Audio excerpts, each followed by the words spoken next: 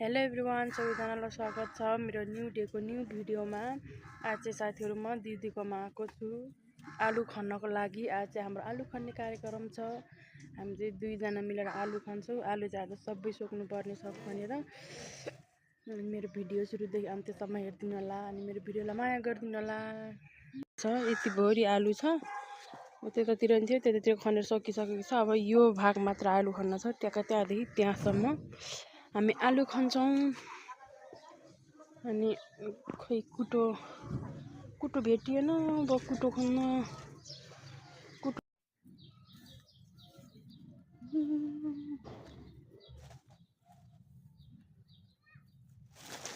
आलु सानो गेरा खोलेर गर्मी भयो साथीहरू, गर्मी भयो। आलु खन्दा गर्मी भयो। के गर्नु, अलिकति आलु खन्यो, गर्मी छ, लास्टै गाह्रो छ।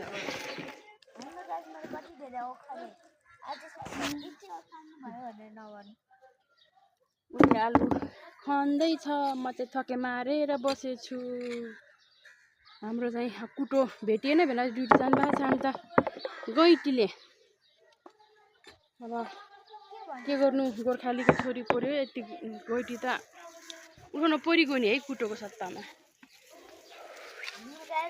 ओ झार उखाल्ने, झार उखाल्ने हो, त्यो मुला राख्ने है, मुला राख्नुपर्छ, झार उखाल्ने।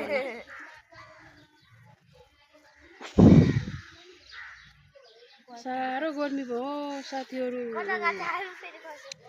त्यहाँ आलु छ त्यसमाथि, अलिक धेरै खन्नुपर्ने छ। यति खनेको, अझै यति खन्नु छ। होइन यो पुरै भरिसक्यो।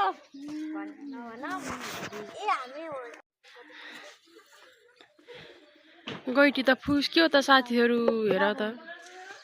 हुन्छ बाबा, कोरोना हो यही। खन गैँटी त आलु खन्दा खन्दै फुस्क्यो।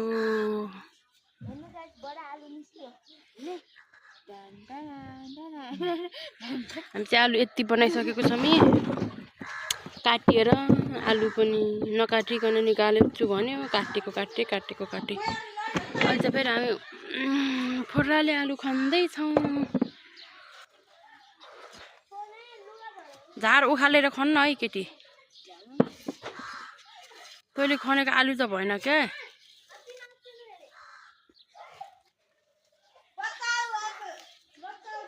ढङ्ग फाइनली साथीहरू हाम्रो आलु पनि खनेर सकिसक्यो।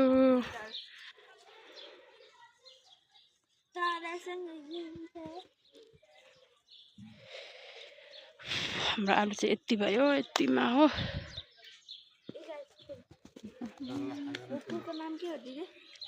खै के फुल हाम्रो यति आलु हामी चाहिँ अब पुराम हालेर।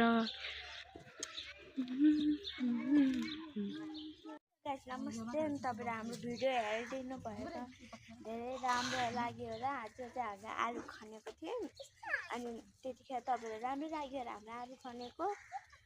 त्यस्तो आलु यत्रो आलु एक बाटो भरेको छ क्या आलुले। Thank you guys, bye bye. हाम्रो भिडियो पुरा हेरिदिनु भएकोमा।